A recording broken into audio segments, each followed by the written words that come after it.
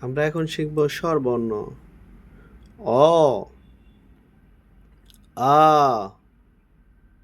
হ্রস্ব ই, দীর্ঘ ই, হ্রস্ব উ, দীর্ঘ উ, রি, এ, ওই, ও, ও, অ, আ, হ্রস্ব ই, দীর্ঘ ই, হ্রস্ব উ, দীর্ঘ উ, রি, এ, ওই, ও, ও, অ, আ, হ্রস্ব ই, দীর্ঘ ই, হ্রস্ব উ, দীর্ঘ উ, রি, এ, ওই, ও, ও।